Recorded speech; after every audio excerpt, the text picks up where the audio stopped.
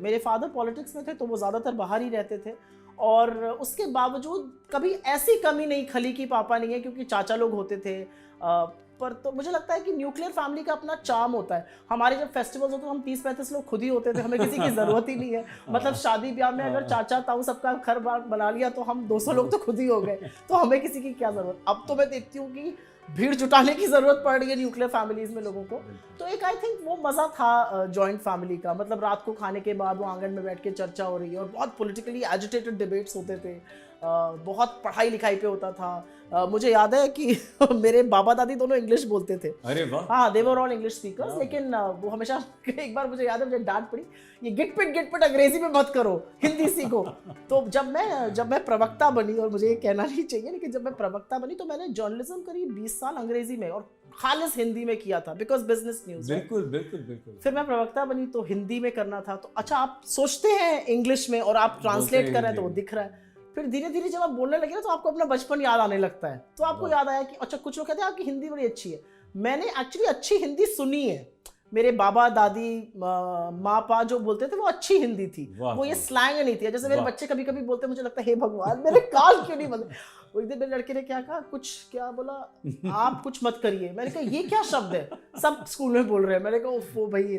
तो I think वो सारी चीजें, मजा आता था जॉइंट फैमिली में। नहीं सुप्रिया जी, एक बात तो हमें बहुत अच्छी लग रही है, और एक बात बहुत पुख्ता हो रही है कि परिवार ही बनाता है। ओह एब्सोल्युटली, परिवार ही बनाता है। अगर मान लीजिए आपका बेस मजबूत है, तो क्या राजनीति वहीं पिताजी को देख देख के लग गया था कि मुझे पापा जैसा बनना है?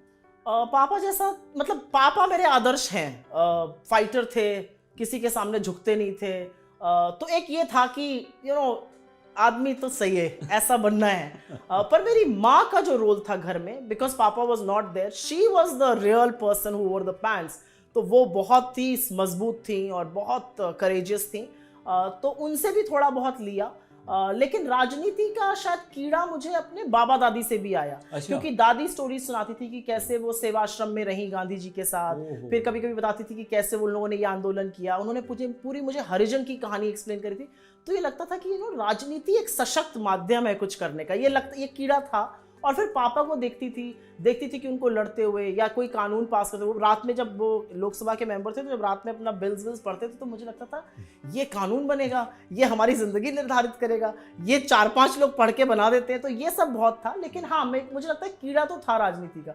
बचपन में डॉल्स वॉल से कम खेलती थी। इंदिरा जी की बहुत फैन थी, जबकि इंदिरा जी का असैसिनेशन हो गया था, लेकिन इंदिरा जी का एक वो रुतबा था।